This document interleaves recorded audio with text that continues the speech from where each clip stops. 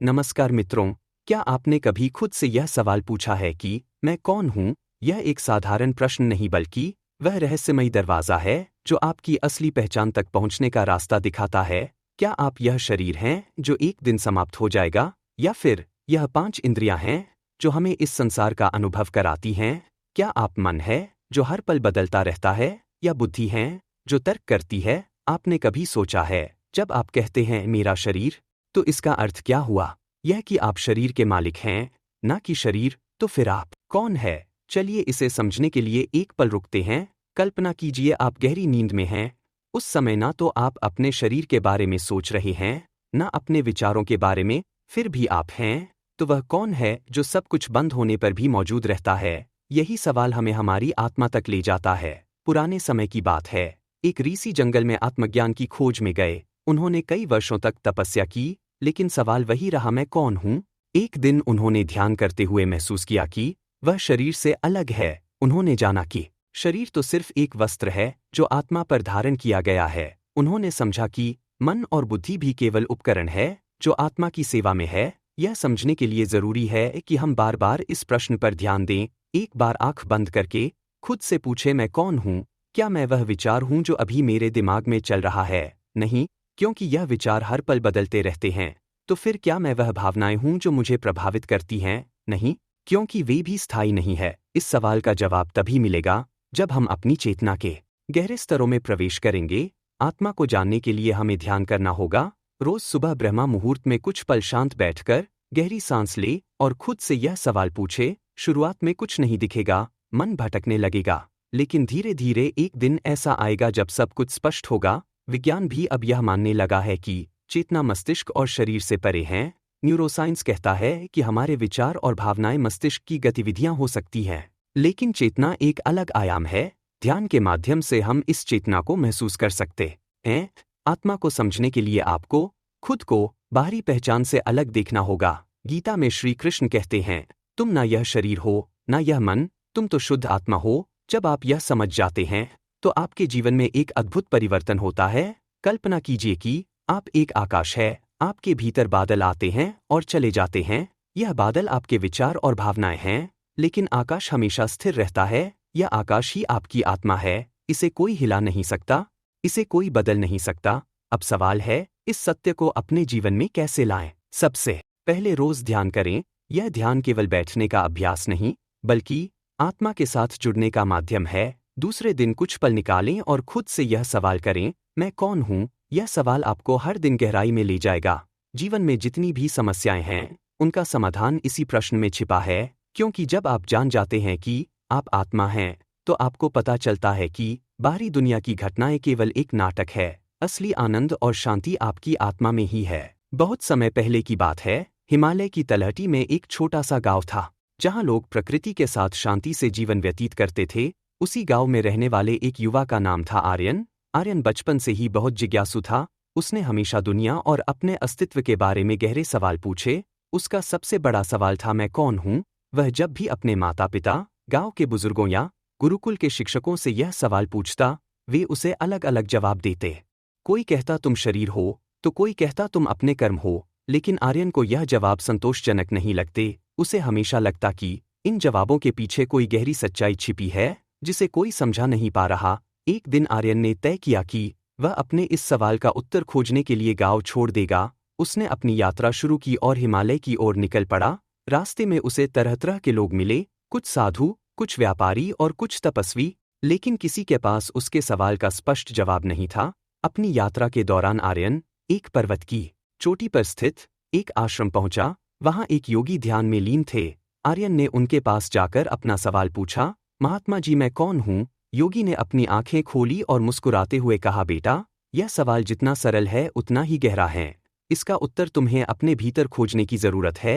योगी ने आर्य को ध्यान का अभ्यास करने की विधि सिखाई और कहा, जब तुम अपने विचारों से परे जाकर शांत हो जाओगे, तब तुम्हें उत्तर मिलेगा।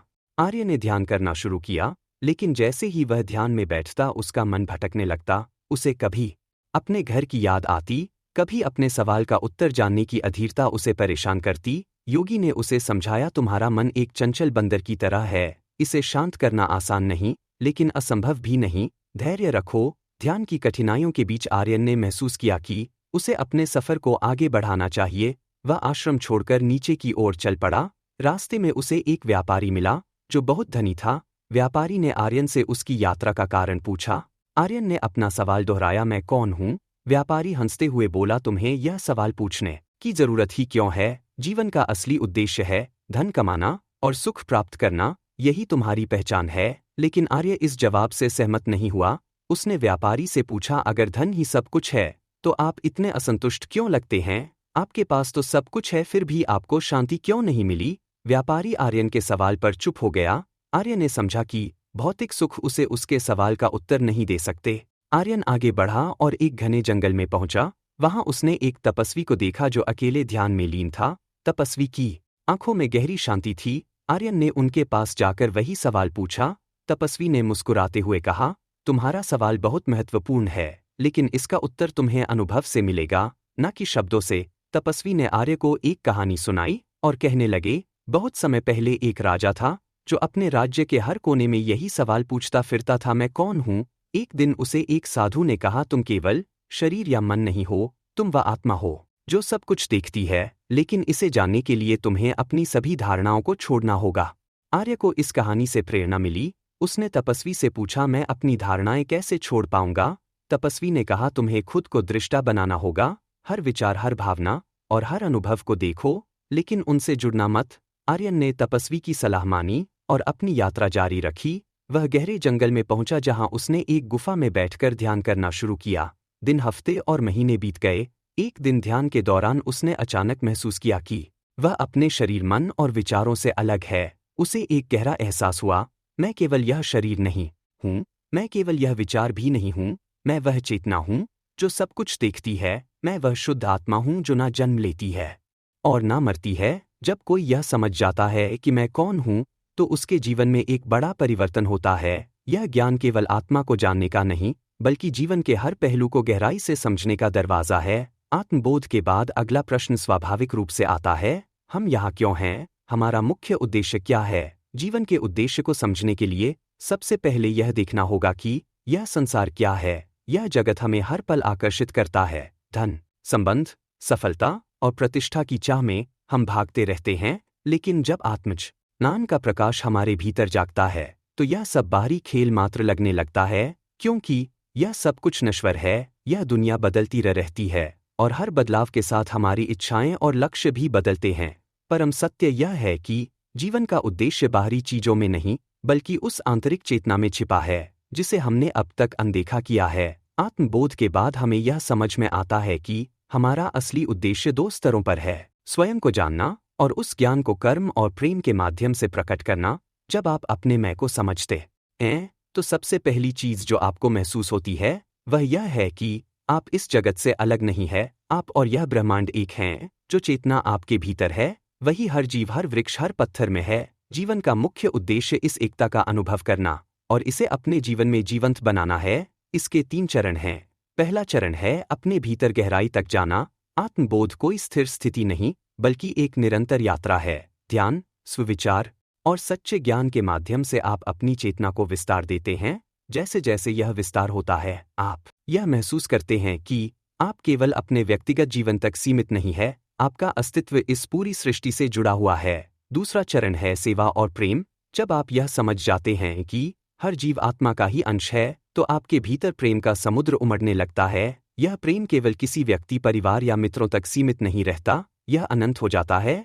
आप यह महसूस करते हैं कि हर प्राणी आपके ही जैसे हैं, आत्मा का अंश शुद्ध चेतना है। इस प्रेम को प्रकट करने का सबसे सुंदर माध्यम सेवा है। सेवा का अर्थ है बिना किसी स्वार्थ के दूसरों की भलाई करना। जब आप सेवा करते हैं, तो आप अपने अस्तित्व के असली उद्देश्य को पूरा कर रहे होते हैं। तीसरा और अंतिम चरण है अपने जीवन को सत्य, प्रेम और करुणा का माध्यम बनाना। जीवन का उद्देश्य केवल स्वयं की मुक्ति नहीं, बल्कि दूसरों को भी इस सत्य की ओर ले जाना है। जब आप अपने जीवन को एक उदाहरण बनाते हैं, तो लोग आपसे प्रेरणा लेते हैं। आपका जीवन एक जीवित संदेश बन जाता है। यह सब सुनने में सरल लगता है, लेकिन इसे जीना उतना ही कठिन है, क्योंकि हमारे भीतर पुरानी आदतें, इच्छाएं और स्वार्थ छिपे होते हैं। आत्मबोध के बाद हमें अपने भीतर इन पर विजय पानी होती है। यह जीवन का एक और बड़ा उद्देश्य है। इसे एक कहानी के माध्यम से समझते हैं। एक बार एक साधक ने अपने गुरु से पूछा, हे गुरुदेव, आत्मज्ञान के बाद क्या करना चाहिए? गुरु ने मुस्कुराते हुए कहा, आत्मज्ञान के बाद असली यात्रा शुरू होती है। अब तुम्हें यह समझना होगा कि तुम केवल अपने लिए नहीं बल्कि इस पूरे जगत के लिए हो। जो सत्य तुम्हें मिला है उसे हर किसी के साथ बांटने का समय आ गया है। साधक ने पूछा, लेकिन मैं यह कैसे कर सकता हूँ? गुरु ने उत्तर दिया, प्रेम और कर्म के माध्यम से जीवन का उद्देश्य यही है कि हम अपने भीतर छिपे सत्य को प्रकट करें और उसे इस संसार में व्यक्त करें। यह व्यक्ति केवल हमारे कर्मों के माध्यम से हो सकता है। हमारे हर कार्य में सत्य, प्रेम और करुणा झलकनी चाहिए। जब आप यह समझ जाते हैं तो आपका हर पल एक तपस्या बन जाता है। आप जो भी करते हैं उसमें आत्मा की झलक होती है, चाहे वह खाना बनाना हो, किसी की मदद करना हो या सिर्फ मुस्कुराना हो। हर कार्य एक साधना बन जाता है।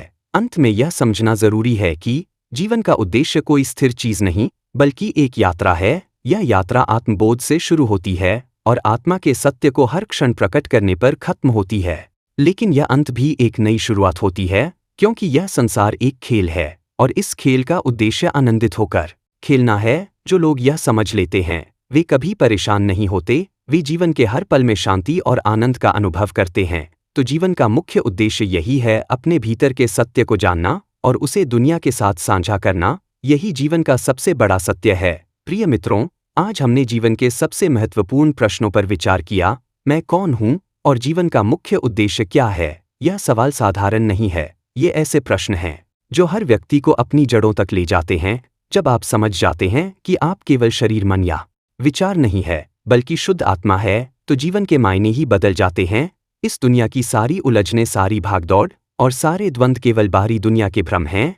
असली यात्रा तो अपने भीतर की है। जब आप जान जाते हैं कि आप आत्मा हैं, शाश्वत, अजर, अमर और आनंदमय हैं, तो आपके जीवन का हर पल एक उत्सव बन जाता है। जीवन का उद्देश्य बाहरी चीजों में नहीं बल्कि उस आनंद और शांति में है जो आपके भीतर छिपी हुई है। यह उद्देश्य केवल आत्मज्ञान तक सीमित नहीं है। यह ज्ञान को कर्म, प्रेम और करुणा के माध्यम से दुनिया में प्रकट करने में है। तो मेरे प्रिय दर्शकों, अब समय है कि हम इस ज्ञान को केवल शब्दों तक सीमित ना रखें, इसे अपने जीवन में अपनाएं।